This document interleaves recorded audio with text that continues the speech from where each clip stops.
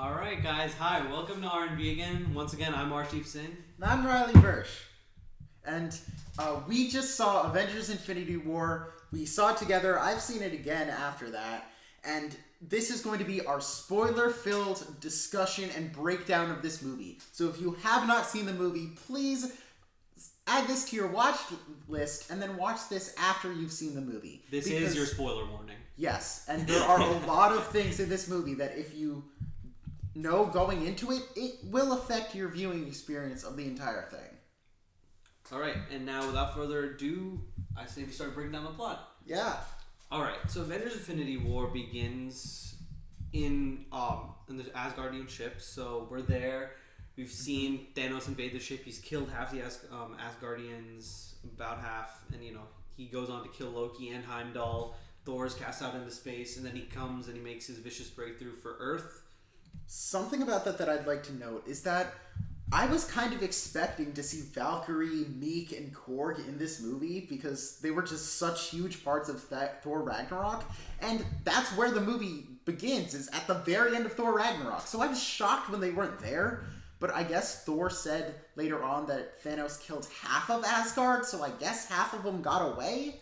But I feel like that would have at least been something you mentioned in the movie. I'll admit, it was a little skirted over, if that makes sense. It was a missed opportunity. I think the cameo would have been a great thing, especially because they were talking.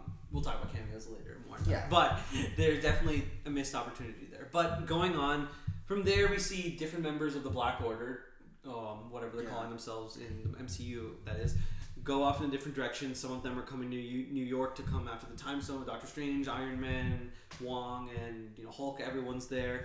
Then some of them are headed for Vision, so that's where we get our whole Captain America, Scotland, which eventually becomes Wakanda, or goes into the Wakanda battle, and then we have people who are on Titan, and that's Doctor Strange migrating. There. That's the New York migrating to Titan, where they meet the Guardians and all the stuff that we see in the trailer generally, and then you have the Guardians meeting Thor and all of that. Thor. From there, they go to make Stormbreaker, which is a new hammer. Again, we'll talk about that more in depth. I have some stuff. But then from there, they come back then to Wakanda. So Rocket Raccoon, Groot, Thor in Wakanda, where they're just, the Outriders, which is Thanos' new army since the Chitauri are no more. And whatever's left of the Black Order up until that point. And that's pretty much the end scene, right? Yeah. And that's pretty much the whole movie. Again, it's not a great review. I would suggest going to see the movie if you have not up until this point, so please go see it. Yes, see the movie. Yes, please see the movie. And now, I think we should just get into what we liked and what we disliked. Yeah. So coming out of the movie for the first time, well, just a general background information.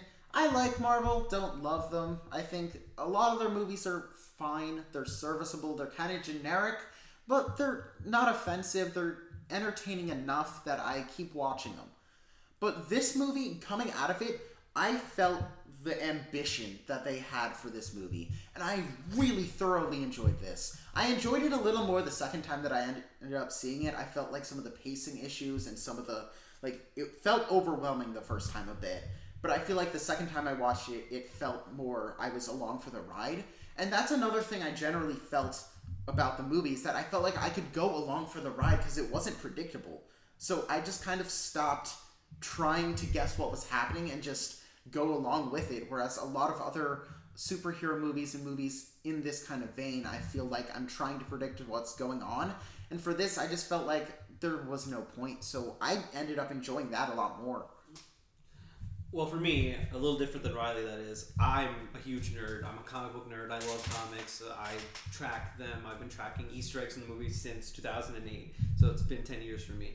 But for me, the movie felt a little different. Riley said he enjoyed the ride along and everything like that. And I love Marvel movies. Don't get me wrong. I cut Marvel movies a lot of slack. I cut Thor: The Dark World a lot of slack. I cut a lot of movies with a lot of issues. Civil War, a lot of slack.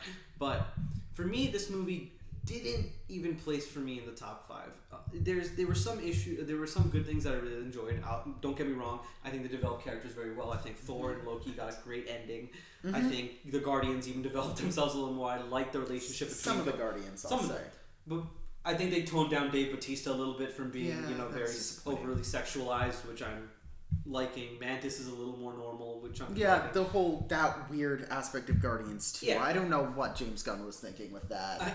That's a different discussion that we had. Yeah. But in terms of the characters, I think they did a great job developing Spider-Man, of course, the Spider-Man, Iron Man, and even Doctor Strange relationships were great. Welcome. Wong and Hulk, wonderful relationship to see. But I think that at the end of the day, the way that they teased the film and the way that I tracked it up until obviously the day that we went to go see it, opening night, it was meant to be a finality. And of course I know there has to be an Avengers 4. I know that there's going to be another MCU for 40 years. But at the end of the day, I wanted this to have some finality to it. It didn't do the whole thing with like the Deathly Hallows did for me. The Deathly Hallows, had an ending, and obviously we were left with a spoiler like, oh my god, he's got the Elder Wand. We don't know. Sorry, spoilers for Deathly Hallows, of course. It came out in 2010. Yeah, where have you been? But, he gets the Elder Wand, and that's sort of where it ends. And they bury Dobby, he gets the Elder Wand, and it's at a lull in the story. It's at the low point. But with this one, they left more questions than answers, and I think that's something I disliked about the film, if anything. Some people really enjoyed that aspect. But... Like me, I'm one of the people that I really enjoyed that part of the movie. Because for me, when I was watching this movie, I felt like I gravitated more to Thanos than I did to any of the real heroes, quote-unquote heroes of the movie, except maybe Doctor Strange. I think Doctor Strange was by far the standout for me out of the heroes. But I thought Thanos' progression worked a lot better than the heroes because there were just so many heroes that there wasn't one specific one that you were like latching onto as their main storyline for the most part of the movie. And I thought Thanos occupied as that more protagonist figure, and I felt like there was finality to Thanos' story. If you look at it from the hero's perspective, there's not much finality at all, but I felt that looking at it through Thanos' eyes, there was decent finality to the movie, because at the end of the day, he was able to defeat the people who were opposing him in his warped ideology, but he ended up winning, and he ended up getting exactly what he wanted at the end and finally being able to feel at peace. And even though the rest of the universe is in complete panic and chaos, I still liked how there was the peacefulness amidst the insanity going on at the end. On the other hand, I'm not one for the insanity and everything. I think it's great. I think it has a great jump-off point. Of course, don't get me wrong. It has a great place to develop Avengers 4 straight out of the shitstorm, if you don't mind me saying that. But at the same time, I feel that at the end of the day, it's 10 years of Marvel, right? Mm-hmm. This is the Marvel 10-year anniversary this year. I would have liked to see at least one of the main characters close their journey, if not more than that. I think the point of having a journey that's so long, and even if there's going to be paths in Avengers 4, we don't know who's dying, we don't know who's living, we don't even know who's coming back. But at the same time, I wanted there to be some finality, even if we had seen just Cap go, or we had just seen Iron Man go. I thought that's what they were going to do, because when Iron Man got stabbed, I was like, thank you! Because for me, Iron Man, I loved him at the beginning, but he's gotten redundant to me. So I kind of feel like his death would have a lot of impact positively for the MCU overall. And when they killed him, I was like, wow, they're like going for it, but then he's not actually dead. So I thought if he had actually died there and then kind of passed the torch on to Spider-Man or something like that, that could have really had a finality to the movie. And then at the end, they're like, we've got to stop Thanos for Tony. I think that could have had some finality to it, and I agree with you, that probably would have worked better, but no, they gotta fake kill him again. Great. Okay, again, going off that point, but for me, and again, people are always gonna hate me for saying this, my favorite character on the Avengers actually is Iron Man. I really like Captain America and the development he's made with Bucky, Sam, and even Rhodey in that sense. Like, he's made a lot of the B-list characters come out of their shells and be better characters, in my opinion. I agree. The interactions. So I think, for me, the scene I would have wanted to see, if I had to remake the movie to some extent, was instead of when, and we're going to talk about our saddest scenes, and this is going to be probably one of mine, was when Bucky comes out of the woods and he says, Steve, and he disappears, and, Steve is just completely in disarray, does not understand what to do, and then we lose Sam in some random bush. But what I would have liked to see is that, Sam and Bucky both reach down to grab Cap's arms, and they both miss, and then you just see Cap disappear into the ash. He doesn't say anything, and they just look at each other, and that's it. I would have loved to see that. I feel like that's what the Winter Soldier Civil War's kind of paying off with the relationship between Falcon and the White Wolf, Winter Soldier, now White Wolf, is that they're both heading towards becoming the new Cap, in my opinion. And that's what I would have wanted to see more. Spider-Man's always going to be Spider-Man. He's never going to put on the Iron Man armor and don it like Tony does. If anything, we would see Shuri maybe take on that role. Mm-hmm. But at the end of the day, I want to see the mantle pass to someone. And I know we're not going to see. I disagree with that. Oh, no, go on. I think I want to see Captain America's outfit, maybe not the traditional Stars and Stripes, maybe a little more toned down, different version. Obviously, we've seen Batman portrayed in 16 billion different ways in the comics. But I want to see Captain America, the next gen. And I think every gen of the Avengers, lots of them at least, need a Captain America. Or at least some sort of, very high Captain, maybe Captain Marvel, which we'll talk about later. But Captain America, I think there always has to be one gen. And I think Bucky would be a great Captain America because, for one thing, he's not a very leader, but he definitely knows how to lead his men and command the troops. He was a commander. And then Falcon has become like a secondary leader almost to the B-list, I call them the B-list Avengers, the B-team Avengers. Because he relates with all of them. I feel like him and Wanda have a close relationship based on the film. Him and Vision definitely have some sort of sarcastic relationship from Civil War. Him and Rhodey are practically best friends. Yeah. I think that is a relationship I would have liked to see more. Is the next gen, which would probably be war for the mantle, if that's something like that. Something like where they're fighting over how Captain America's legacy should be continued. Should Bucky have it, or should Sam have it? And I think I would have rather seen that than your idea with Spider-Man and Tony. For me, while I agree, Captain America has been one of the MCU's best characters up till this point. As not a big comic fan, I'm a big movie person, but the comics, I'm not the biggest fan of. So nothing against anyone who is. It just never gravitated towards it. But I just feel like I don't care if the Captain America label is continued. I feel like if Bucky became Captain America, it would just be, he's still Bucky, but they just called him something different and just put him in a new costume. To me, that doesn't add any emotional weight to anything. That doesn't give me any satisfaction in any way. I just feel like it's the same character, just reskinned.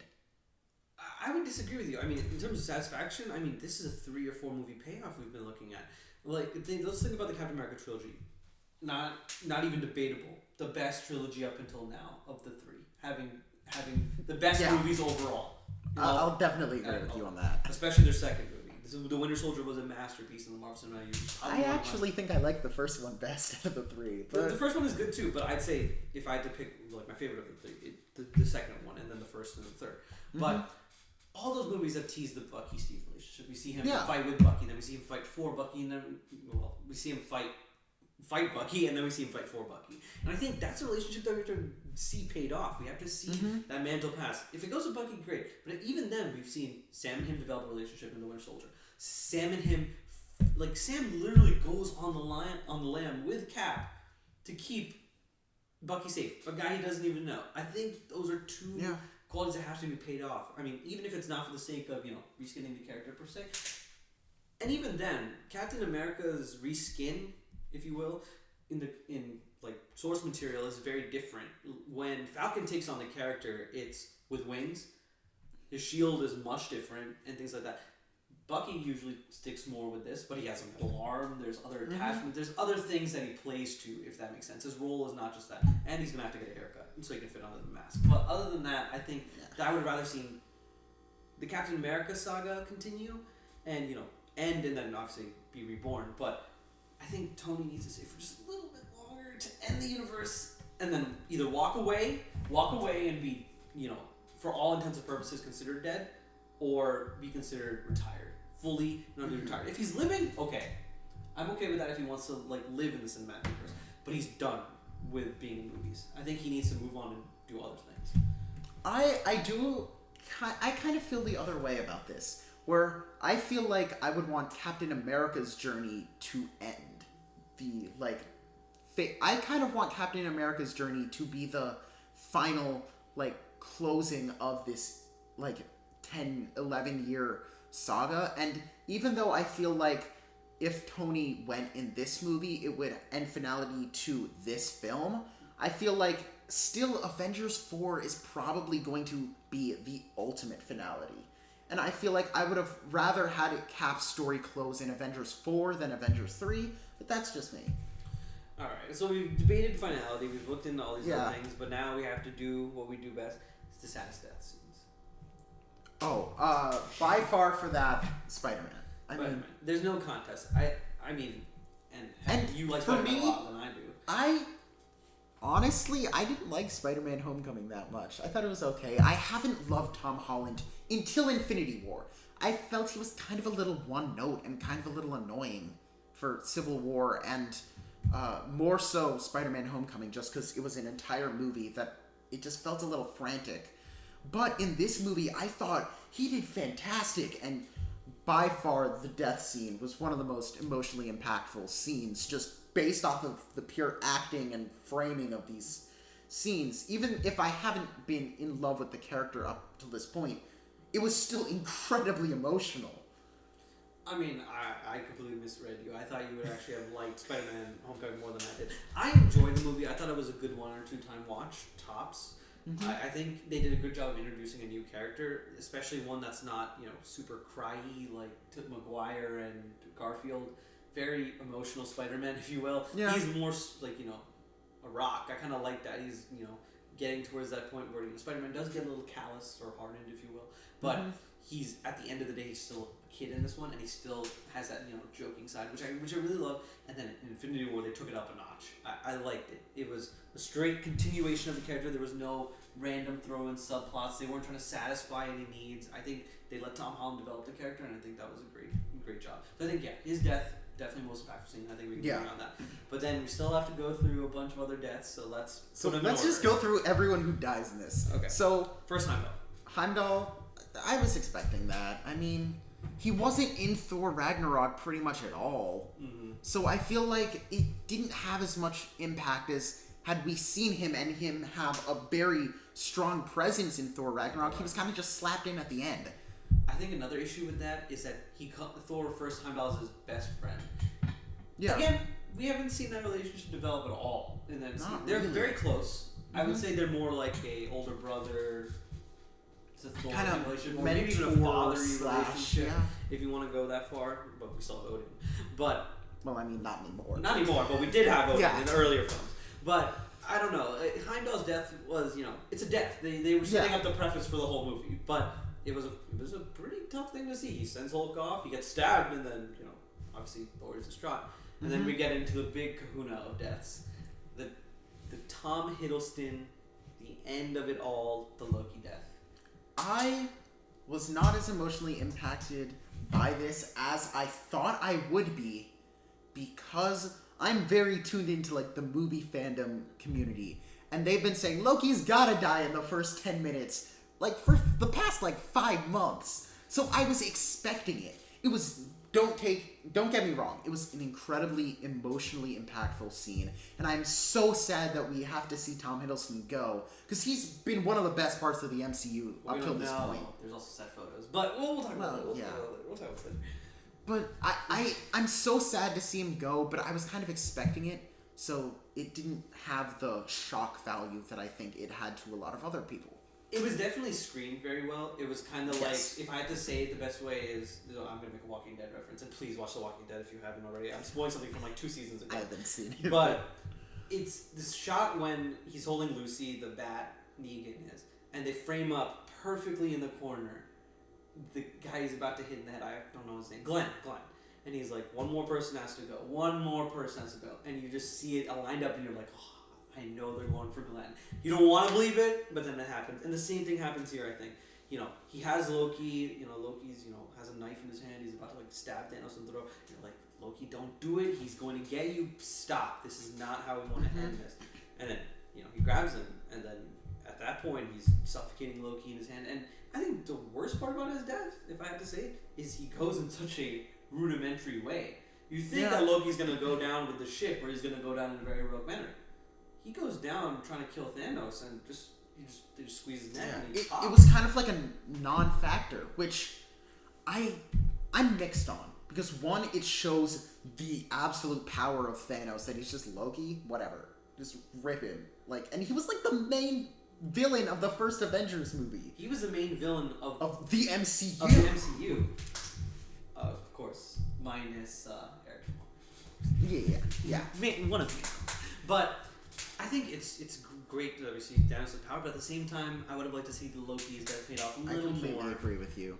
Okay, now let's move into Gamora. Gamora would be the next Gamora?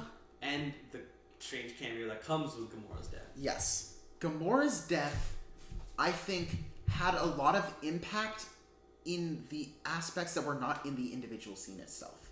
Because I didn't love the way that scene was done. Mm-hmm. I loved the idea of it, and that's kind of an overall feeling I have for the movie overall. I love a lot of the ideas and what they do. I just feel like the specifics of how they implement them aren't quite there. Because when Zoe Saldana was... when Thanos heard from Red Skull, that was an insane cameo. I would have wished we would have seen Hugo Weaving come back, but whatever. He was never. He's expensive. Marvel's got money, but they don't got that much. And he would have never wanted to. He wouldn't do have it wanted again. to come back. But I feel like once Thanos realized it, Gamora, she didn't quite walk the line far enough. I feel like she wasn't subdued enough and she wasn't extreme enough to make the realization feel as impactful when she realized that he was actually going to kill her. I don't know how you feel about that.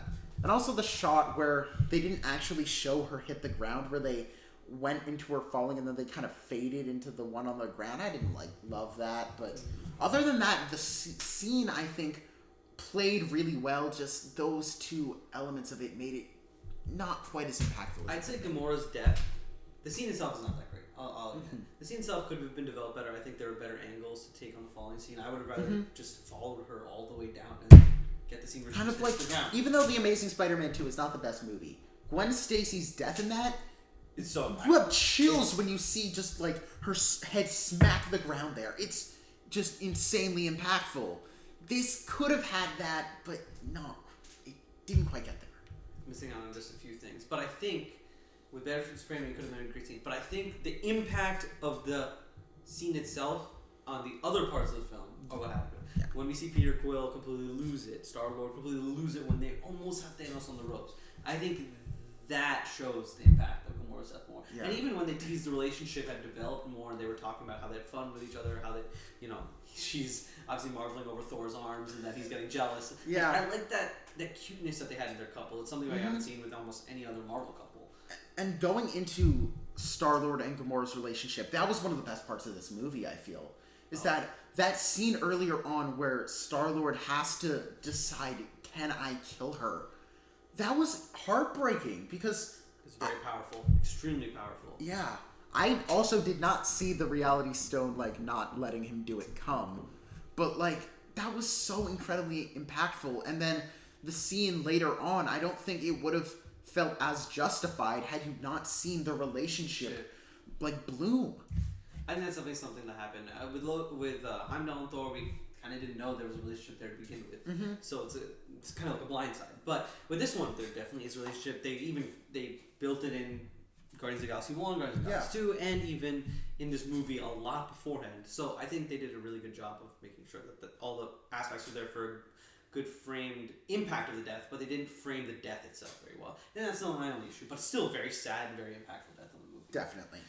Now, let's go into the... now, are we going to do Black Order? I don't think so. The Black Order are pretty mild deaths. Abby Maw gets talked out of a spaceship. That was pretty funny, how the Aliens reference, because when he said, have you ever heard of this old movie named Aliens? I wasn't thinking that they were going to actually do that. I was going through in my head wait, what? How are they going to kill him? And then when they did that, I was like, oh, that makes so much sense now. Movies. And then other than that, we see Corvus Glaive gets stabbed and then killed.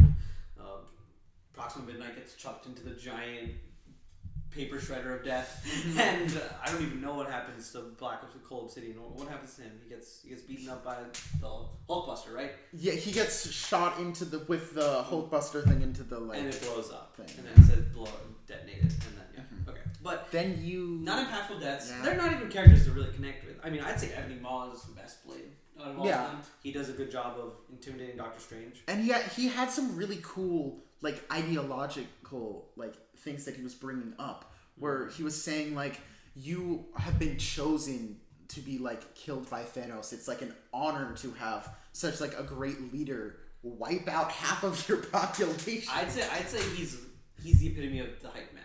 If that is. Yeah. To Thanos is like, he's of the entourage. He's the hype man. He's the right hand man. He's like, you know what? This is what like, it's an honor. You gotta walk it. You gotta do this, and like Thanos is obviously drinking the Kool-Aid because he's able to do all these things because he has support. And I know that sounds kind of weird because he's a villain and he doesn't need it, but like he does have it in this movie. Mm-hmm. Okay, now we gotta go to the end. Obviously, we talked about Tom Holland already, so we're gonna. We have Visions before. Okay, but all those I'm counting all. Let's start doing all the scenes. Okay, so we have Vision's death scene. The primary reaction before the Time Stone. I personally didn't see the Time Stone coming. I did know that it was on the gauntlet, but I don't know why I didn't process it. Same. Like, that's just one of the things with the movie overall, is that there were so many things that I was like, oh yeah, that makes so much sense. Why didn't I think that they were going to do that? Yeah, it catches you by surprise the first time, and then the second time you're like, okay, yeah, I know what's happening now. Like, obviously you've seen it, but like it's easier to catch even like the hints beforehand. But yeah, I'd say Vision's death definitely had a lot of impact. Scarlet Witch has to kill her husband, boyfriend, robot booty call. Another thing. That's another thing that I kind of wish they explained more, is that they kind of glossed over the whole romantic aspects of them, where they kind of alluded to it in Civil War a bit, but like it wasn't very prevalent throughout the movie that much.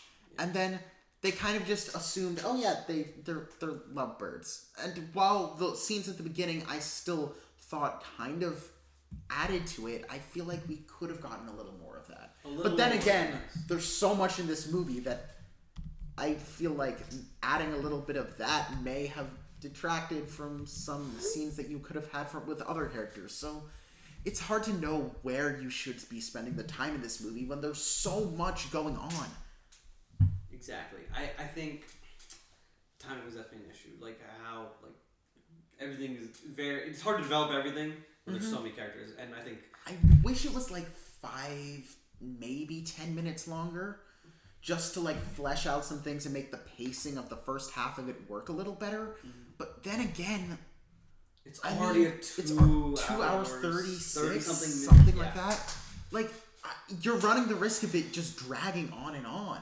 And I think that the length it didn't feel like it overstayed its welcome, but it still felt like there was enough there. Yeah, and with rumors that Avengers 4 is breaking a 3-hour limit, hopefully there'll be an intermission. Yeah. But it's going to be very interesting to see how they're going to really push the finality in that movie, because they have to. There's like half the amount of characters because half of them are dead.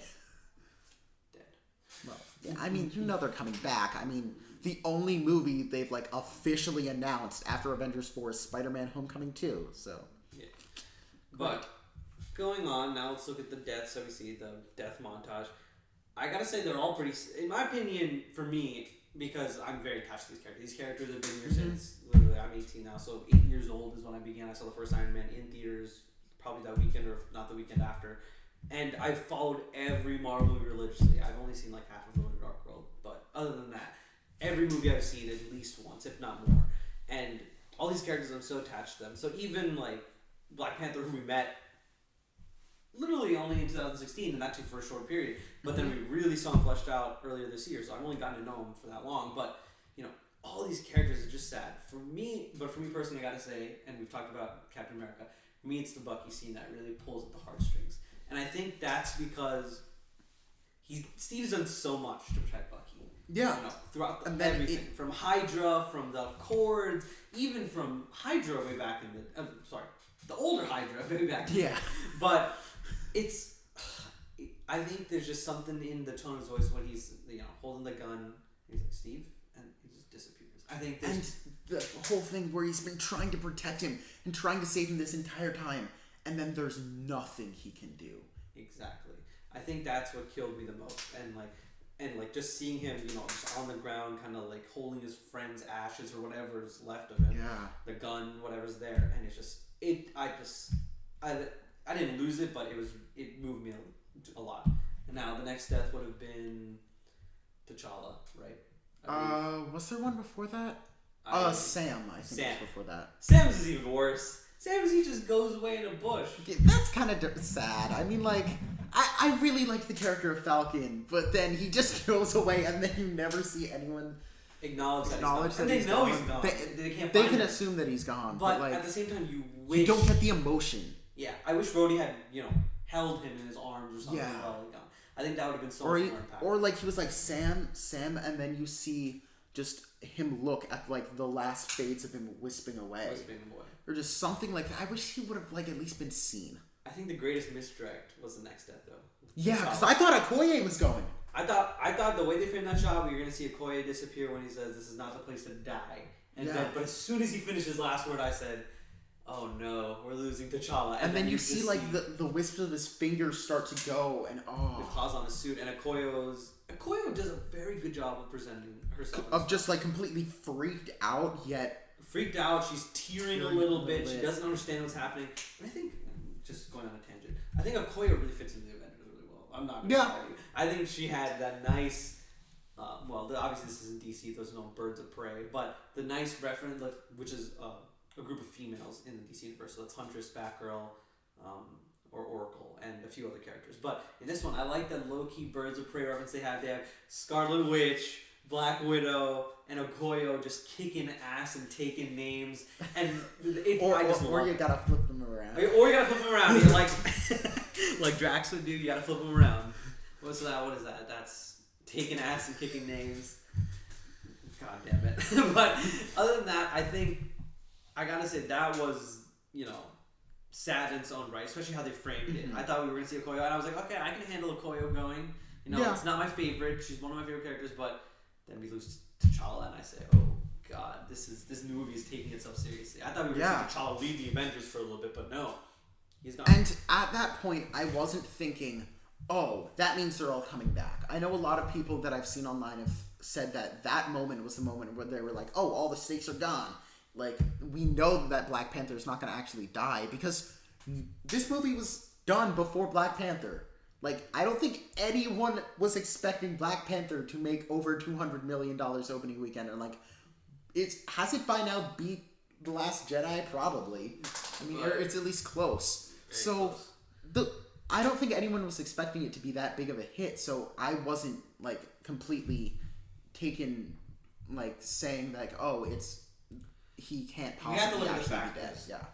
There are reshoots for Black Panther that were after Infinity War, so we didn't even know that there was going to be such a success. Do I think that they're not going to kill T'Challa now that they've made $1 billion with Black Panther? No. But in the moment, we didn't really know that. That would have been that is still a stake, in my opinion. Then you see Groot go. Groot's is sad. I gotta tell you. I mean, he's torn up by He's a Spider-Man aged being, if we look at it like that. He's a kid. But they already did it once. So I don't know. I felt like when Groot died at the end of Guardians and then they just built him back. I know that they can't just grow him back. You've heard what James Gunn says, right? That it's actually his son. It's his son, technically. So Groot is gone. The first Groot. Generally, I wasn't the biggest fan of teenage Groot in this movie. I thought he had some decent stuff. I liked it when he was there for Stormbreaker. That was my favorite part. When he puts Stormbreaker together and then you just see it fly to Thor's hand and he's back from the dead. And I'm like, just God, in general with Stormbreaker, what did you think of that scene? Because that was probably what I think is the weakest scene of the movie. Weakest scene of the movie. Whoa. I know this is probably controversial. I was hit or miss on Peter Dinklage in this scene. I thought he did some really cool things, like when he's like, "It's gonna kill you, boy," or "It's gonna kill you, boy," or "You're gonna die, boy," and then he's like, "Only if it kills me," and then he's like, "Yes, that's what killing you means." Like, I thought that was great, but overall, I wasn't a huge fan of like the mythology that they were playing with that, and I thought the it dwarves. it was a little overstated to welcome a bit. I did like Stormbreaker itself and what they did with it, and Groot cutting off his arm. I really liked those elements of it, but I thought the scene on its own was... Alright.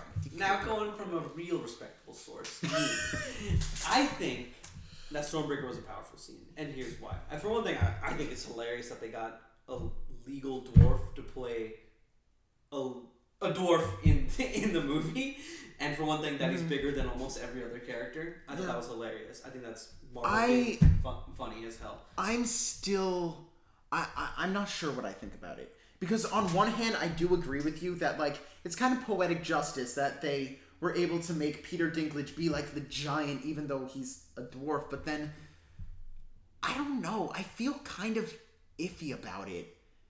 But then again, I feel like I just need to think about it. As well as other aspects. The CGI could have tracked a little better. I mean, there's always improvements to be made. But I think more or less, I thought that was a really funny thing just to have it. I chuckled in the theater. You can ask anyone. But yeah, he did. Everyone was dead silent. But even then, I liked that we got to see more of the mythology. The Vormir, I mean, it is a huge place in the comics. I mean, Thor loses his hammer more times than you'd think. And they're playing, and Beta Ray Bill, there's all these other characters that need weapons, and I'm glad that we got to see them go full, we need the Thanos killer, we need the secret weapon. I kind of like and I also love Rocket's line, like, can't we all get Thanos killing weapons? That was a pretty funny line. And they acknowledge it, they play jokes on it, but I liked it. You know, the eye closes, and he's got to lift it apart, and they're building Stormbreaker, and I loved the look of the hammer. I gotta say, it had that also was missed. I thought that scene of Thor like holding it together was him holding the ship together at the beginning from like Thanos's like wrath. I thought that's what that was going to be, but apparently not. Yeah, no, that was a great misdirect on their part. But I gotta say, I love the look of Stormbreaker the most. I think the handle of Mjolnir, it's, that metal kind of grip. I like how they kind of made that the axe itself. Like, don't get me wrong, Mjolnir is very aesthetic, but it's just a hammer. It's gray and it has like the handle, but like I liked how Stormbreaker was like that nice grayish, like almost like this MacBook kind of color, and had like the nice tinges, and it's a wooden handle. I love that. I love how it's just Groot's arms technically that are his handle, and it shows the strength of like Groot himself, that like his body can actually like harness the power of it and can like wield it, and I thought that was great. Again, I would have liked to see one scene where he just drops the hammer and someone tries to pick it up, or like Groot or whatever. But yeah, I don't know. I actually don't know about that. Can anyone pick up Stormbreaker? I don't know. Theoretically, it's just like Mjolnir. It's got the same enchantment. Thou is worthy. We'll pick it up, whatever. But I don't know 100% sure what they're gonna do, because Odin's not here to enchant it anymore. Yeah. So maybe the hammer's up for everyone. Maybe we're gonna see Hulk and Steve Rogers, and maybe someone else just took the hammer across. Rocket trying to steal the hammer. Because Rocket's still alive, so I would love an Avengers 4 Rocket just trying to steal Stormbreaker. I would just love that. Or go after his eye. I mean, anything's possible. Okay, but let's track all the way back to the deaths. Okay, after that we see Wanda go. I think Wanda's death was well placed. I think we needed to see her go because Vision's gone. I think her story in this movie was played out. I mean, it played out. I'm fine not seeing like the aftermath of like her without Vision, because we didn't see much of her with Vision. I think it was good that they killed her off and that Vision. Also, how she didn't have an accent in this movie. I like, because that accent was kind of. I think the way that they were going for it is, think about it. We also have to think about it. From Age of Ultron to Infinity War, there's been what, 4 or 5 years, I'd say, like legitimate passing time. Again, right now the timeline. Has Marvel said that the timeline is like when the movies come out is when? We don't know, because they messed up Homecoming a little bit with that 8 years later. Oh yeah, right. From Avengers 1, which would put that in 2020. So we don't know if that's clerical error. Maybe someone just didn't understand, was doing something. Maybe they meant 8 years from Iron Man 1. Probably. But we don't know yet. But I think that if it is 2018, that's enough time. You can lose the accent in that much time. I think she's also been living in the U.S. Scotland, U.S., places where She's not living in Sokovia, okay? Yeah. There's no weird Sokovia accent present. And she's been in exile. Exactly. She's been talking to Vision in his nice, whatever Vision accent. I don't know what it is, but it's great. It's very handsome. Yeah. But whatever, she's been talking to people who aren't speaking in Sokovian accent. So I think that it's great that they got rid of it and that they didn't do it immediately. It wasn't like, oh, Age of Ultron was bad. Let's move it. They dialed it down. I'd say like Civil War had less of it. Yeah. Infinity War, the least amount, obviously. But Age of Ultron had it, and they kept it, and they rocked it for the whole thing. So I'm glad that Marvel pays attention to the detail of just toning things down slowly and not just unrealistically changing things, except for Terrence Howard. But other than that, and they had to. They had to do it. That's one of the best things about Marvel. I do talk a lot of ill about Marvel, but one of the things that you cannot deny is that they know how to put consistency throughout movies very, very well. And a lot of the things that happen in this movie would not have worked had they not been set up very well in tons of other movies. Exactly. I mean, like, the amount of, like, work that went to Guardians 2 just to set up for this movie, or Thor Ragnarok, or even, like, Civil War, there was a lot that directly has to do with this movie. The phone, the whole Bruce Banner flying out of the sky, not knowing what's going on. That's Even all... Age of Ultron. Age of Ultron, like, it just... You can tell that Marvel's paid attention to the detail in terms of their experiment with the MCU. I mean, the biggest MCU we'd seen... No, it's not MCU. The biggest cinematic universe we'd seen before this would probably be either, I'd say, the Alien movies or... Star Wars. Alien movies, Star Wars, or Harry Potter. Yeah. Up until this point. I'd say Harry Potter did the best and would have done the next best job, in my opinion, of having a nice continuity. But then again, they never had to deal with the whole movies are not connected and there's all these other things going around. Marvel has juggled franchises and phases and development in a way that's so artistically beautiful that they haven't done a great job of integrating their TV stuff. I don't actually know if they are really their TV stuff is good on its own, and I think that's where I haven't seen all of it. I've seen the first 2 seasons of Daredevil and Luke Cage. And I enjoyed all 3 of them. But... I mean, I'm glad that they happen in the same universe. There's obviously, I don't want them to cross over. I think that Netflix does a good job of keeping their stuff edgy, and I like that. I think even Agents of S.H.I.E.L.D. is now caught its stride a little bit. It does more mystical and magical things, but I'm glad that for a nerd like me, there's an outlet for things like more than like, oh yeah, this is Alias Investigations. This is that's that's you're an Alias comic. Oh, like I understand that reference. Like no, that was not a Captain America reference. But I like how that show completely nerds out. They go full Ghost Rider. They go full AI and LMD, which is like little decoys. Like they go full out into that mythology, which I really like. And just quick tangent to DC. I think DC does a better job of handling its TV shows because their TV shows are different. They develop their own universe. Some people actually rivaling that the crossovers on that show are almost as good as some of the Avenger movies. Debatable, highly debatable. I would love to see that debate, but for now, that. Yeah. So the next death. The next death, and I think was pretty much the rest of the Guardians. Would be the rest of the Guardians. You had Mantis, Drax. I was surprised that they had all of the Guardians except for Nebula and Rocket Go. I was expecting Peter Quill to Nebula survive. being a very debatable Guardian. Yeah, she's not even really a Guardian. Yeah, let's be real honest. She's not a Guardian, but I think that if I really had to they kill off a lot of characters. Yeah, they do. I thought that we'd keep more to the originals being alive after we saw who had gone on Wakanda.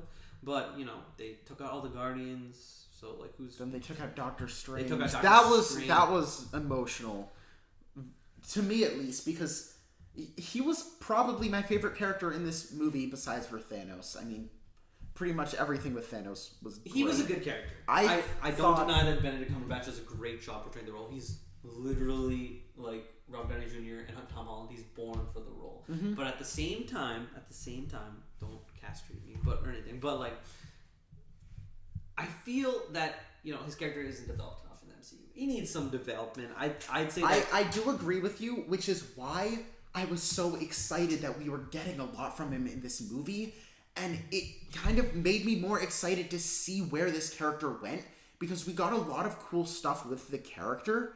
That the fact that he died, that was the one more than any of them that I was sad that, dang it, we aren't going to see him in Avengers 4. Well, we might may No, see we him in might. other I don't parts of know. Avengers 4, but we don't know. I think that he needs more time to develop. I didn't like how they kept him cocky, especially to Iron Man of all people. Like, you're asking him for his help. I think that Doctor Strange as a character makes the natural progression to not be cocky, if that makes sense. He learned his lesson with the Ancient One. We also don't know how much time. We don't know how much time has passed. Didn't Didn't Scott Derrickson say that it took like 10 months for him to be training during Doctor Strange when it felt like it was a week? That's true. So, like, I honestly don't know how long he's been Doctor Strange. I would have liked to see him get to the more... Like, there's a Doctor Strange in the World Hulk comic where he's, like, very... He's part of the Illuminati at that point. They're trying to save the world. But, like, he's very not learned. Meaning a whole lot to me. I do not Yeah, know sorry. what you're talking No, about. but great comic, by the way. But, he's very learned. He's very, he cracks his whips and his whatever. But he's not an ass, Like, even in the comics now, Doctor Strange isn't an ass. He's kind of made fun of by Iron Man, and he's like, I don't have time for this. And kind of like a reluctant hero. And I would have liked to see more than another generic ass clown, because we have ass clowns on the Avengers. We already have Robert Downey Jr. No offense to Robert Downey Jr. He plays the role perfectly, but he's very sarcastic. He's an ass. And we have Rhodey. He's kind of an ass too. We have Sam. He's kind of an ass too. We have Ant-Man, who's like literally a clone of Robert Downey Jr. And then we have Doctor Strange, who's also another clone of Robert Downey Jr. I will disagree. All their movies are the same, except for the money. movies are exactly the same, but I think the characters, at least to me at this point, the characters of Ant-Man and of Doctor Strange are way more compelling than the character of Iron Man. They're different. I don't know. The movies are identical. I don't know if compelling is the same is a word to use, but they're definitely different. A little more different. They're starting to differentiate. But I think that there has to be like a... Doctor Strange didn't do it for me. I don't know. They have the movie itself, his role, like he didn't give Iron Man any warning. Like even if he was going to talk about the possibility, which is that singular of the 14 million and 5 possibilities, I would like to at least try to have him express it, or like leave him a note or something that he can be like. That he can be like, this is the message. Take it, and then we could all spend a year deciphering it. We got nothing. Going off of the like 14 million and 600 whatever, whatever, however many possibilities, that is like the main reason why I am okay with what they did with Peter Quill, like kind of like ruining everything. That's one of the main reasons why I wasn't like up in arms like, oh my god, he's so stupid, because they already had established at that point that there's only one way that they're going to win, and I don't think it's going to shock anyone that that's the way that it's going to go in Avengers 4. I mean, I'm pretty much assuming that that's going to be a given. So the fact that it looked like he ruined everything, they still wouldn't have won. So to me, that didn't even really make me like angry at Peter Quill, because I was just like, okay, he did something really, really stupid, but in the grand scheme of things, we already know that it's not going to matter. Exactly. And then, obviously, on this rock now, this abandoned dead rock of Titan, we have Nebula and Iron Man, and he's talking, he's like, you've lost a lot of people. They kind of mention it, and Nebula's like, you've lost people. Mm-hmm. And I gotta say, that moment broke my heart, too. And it also made me very nostalgic. I mean, I'm talking a throwback all the way to 2008. You see him in the cave, he uses Yeltsin, I think that's his name.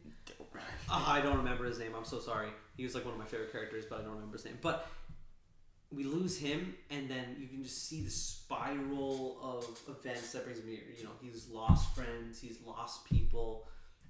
That was kind of like the first main way that he learned kind of what his weapons could do to like individual people that he knew. Like, even though he knew like they were being used against him, that was the first like casualty and the first like actual repercussions that he saw was his like this friend that he just made, like his died. legacy. And I think they capped it in a certain way. I think the world has always been cruel to Tony Stark. Yeah. I think it's never been nice to him, except for maybe Pepper and them getting married. But it was heartbreaking to see him lose, as Doctor Strange would call him, his ward. And even losing Doctor Strange and the Guardians he had just met, like being alone on that planet. I think we've seen a lot test this character. Yeah. And I think that's something I really love, is that he just won't quit. And I think that's the real embodiment of a superhero that I want to see. And again, I'm personally always gonna like Cap more. I like he's ideological. I like how he's I'm gonna do this the way that I think is right kind of guy. But I have to say that seeing that progression, that he's been hit again, and is he gonna be able to get back up? Is he gonna be able to shake this off for the Avengers 4 movie? That's something that I'm curious to see, and that's one of the biggest going questions on in the MCU. I want to know what you think the snap's repercussions are going to have. Because there are a lot of characters that we just don't see. So we don't know if they survive. So we don't know if Shuri survives. We don't know if Pepper survives. We don't know if, like, even I've heard, like, a theory that Stan Lee, like, could have died. I actually heard a theory about this online. I forget where it was. But that another post-credit scene should have been Stan Lee's cameo as Stan Lee wisps away. That might have gotten too sad with like the health issues that we are hearing that he's been getting, and his family issues that we may or may not have. We don't know, but I think also in Ant-Man and the Wasp. Do you think it will end with one of them just disappearing? I'm gonna touch on that right now. The snap is supposed to be one of the most iconic scenes. It's portrayed in countless posters, pop culture. It's a snap. It's the snap that ends all. In the comics, he's trying to impress death. So what he does is he wipes out half of humanity, half of all planets. In this, his goal makes more sense. Actually, he wipes out the whole universe in the other one, like most of it. He leaves the Avengers there to just see everything gone. But in this one, he wipes out half, and that's systematic. It's all like randomly selected. It's by no class, no creed, no color, whatever. But it's going to be half the people gone. And we all have to realize that half means half. Something that means a lot of people are going to be dead. We're going to see a lot of characters who are reported dead or reported missing because they're not there, because they vanished. Yeah.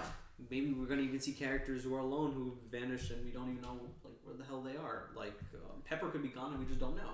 Or Core, I wonder if Valkyrie. they're actually going to like show that in Avengers 4. Like, are they going to show like who of the like ancillary characters like just are dead or not? I doubt that they will because there's so much going on. Like, I doubt they would show if Ned survived or not. Yeah. I doubt they would show if like MJ survived. Yeah. Michelle survived. No, they won't show stuff like that. But Pepper, some of the touch on the important characters, or maybe make an end credit scene in Ant-Man and the Wasp would be great. But I think, never even thought of that. But you could do like end credit scenes of the other characters and where they are. We still like, have 2 movies. You gotta remember that. There's 2 movies before this. I could see Also, all them credit scenes. Do you think Hawkeye shows up in Ant-Man and the Wasp? Hawkeye I'm starting to think that he will. This is how I think the end credit scene will play out. And obviously, you can don't quote me on it, but this is how I think it'll go down. I think that the movie will be great. They'll be celebrating or whatever. It's going to be a scene. We're going to see Michael Pena, the 3 other robbers. We're going to see Paul Rudd, Goliath, the other. Assuming Goliath doesn't die or whatever. And Wasp. Everyone's there. I think this would be kind of funny. The lighthearted scene would be we see Mike Pena disappear first. Oh, yeah. We see Mike Pena go and he's like, "Oh man, this isn't shrinking," or something. Like says something really punny, and he just goes. And you're like, I could see that going. And then we see, based on how the film Ant-Man and the Wasp develops, we see either Janet go or we see Hank go, or both. Yeah. And just leave Paul Rudd there alone. I have a feeling like Hank Pym may take a part in Avengers 4 because like you have like the greatest minds pretty much still left. So if you have like Hank Pym, Tony Stark, Bruce Banner, and Shuri assuming together, assuming that they both survive, I think that could be a good element.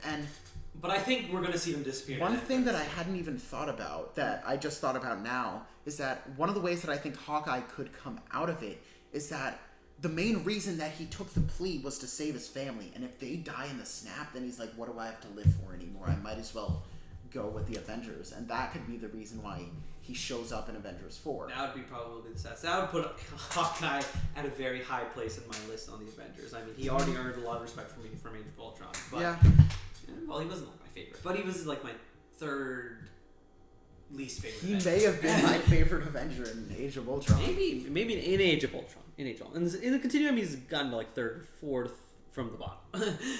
He's in my top, I'd say. He's making games. I was disappointed that him. When I mean Avengers, I mean the original Avengers, not like everyone. Yeah. I'd say he's like 3rd from the bottom, if I had to really rank them. But he's a good character, and I think he'll be there with him. I think he's gonna be like let's go Tic Tac or whatever they call them. He's like, let's go, buddy. I'll put a little coffee in you and let's go. And they're gonna head to Wakanda, and that'll be where they meet up. But I don't think we're gonna get to see an Avengers 4 without Hawkeye and without Ant-Man. And then in the post-credit scene, you see Maria Hill and Nick Fury disappear. And what did you think overall of the end credit scene?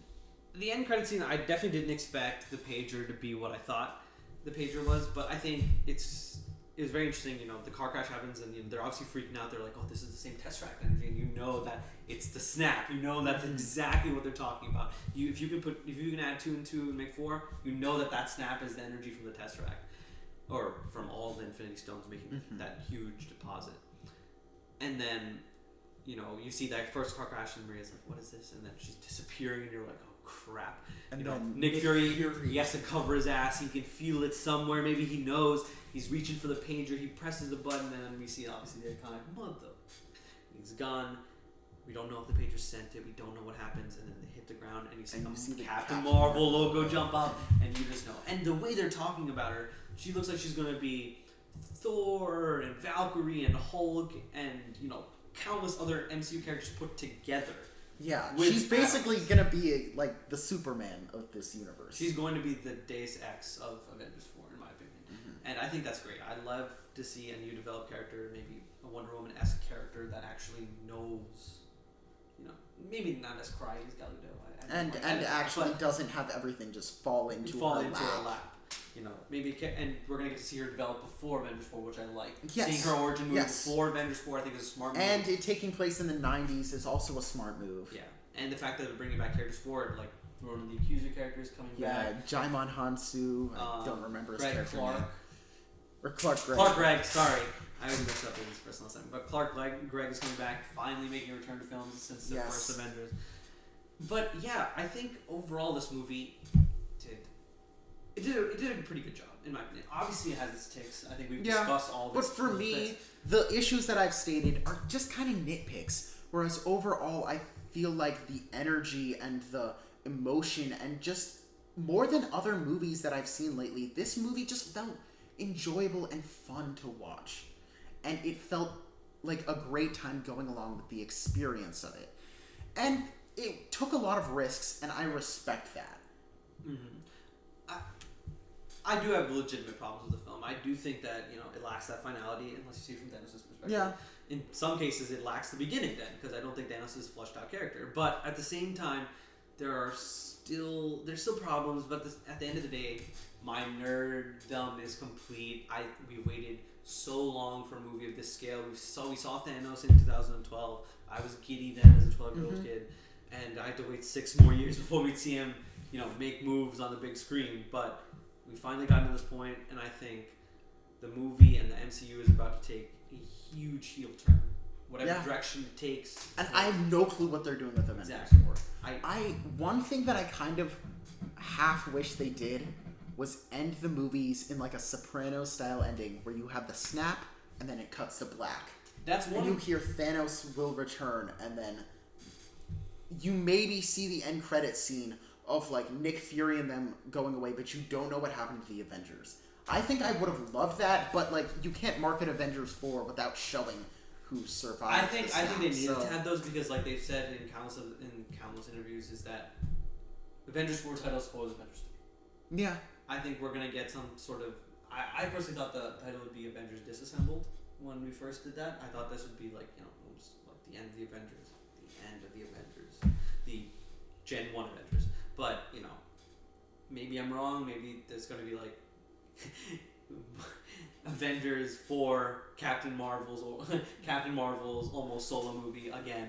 Like maybe it'll be something like that. Maybe it'll be like a full, like, you know, kind of like how Homecoming is like Iron Man 4 to some extent. Like, you know, it has more Iron Man in it. It's But like maybe we're gonna get something like that. But all I know is that the MCU is in good hands with the Russo brothers directing everything. I think the direction was great in the film, and I think that Kevin Feige is making sure that Tom Holland doesn't spoil anything else, which is great. And Mark Ruffalo. And Mark Ruffalo's phone is not allowed in any of the premieres anymore. But I think it's great that they have such passionate people behind the film. And honestly, the amount of issues I have, I still think that this film is great. I still think that it does a lot of things. I think the 2 or 3 scenes that make it very impactful or like for me, more than that, 5 or 6 scenes that make it very impactful, make up for some of the issues I have for it. For me, I only have one glaring issue with the movie, and that's the pacing and the editing for the first 40, 50 hour or so, because it felt a little choppy. It felt like there were parts of scenes that were kind of cut out, like the scene with Wanda and Vision, like when they showed them like flying away, like there was not enough time in there, and just generally for the first hour to like maybe even hour and a half of this movie, I felt like you could have had more time to let things sink in, because a lot of things I feel like didn't hold the weight that they could have had you had more time to like let them like develop and let them sink in. I'll admit it needed some more waiting on some of the important moments, maybe letting some things go on the humor aspect. And like you could even have on the like chopping block, cutting things out, maybe putting it in the director's cut when you release the movie on Blu-ray. Yeah. It's gonna be like 3 hours. That director's cut is going to be like maybe more. I'd say like 4 hours if they're going like full Black Panther, like Ryan Coogler director's cut, because he's thinking about making his very long. But that's besides the point. I think it did great. And I think that we discussed all the issues pretty well. So just let us know what you think. We'd love to discuss it with you guys. Definitely drop it down in the comment section below. And I guess we'll see you next time for whatever movie we review next. If you liked this video and you want to see more of our type of banter and these types of videos, drop a like on this video and don't forget to subscribe. All right, we'll see you later. Bye, guys. Bye.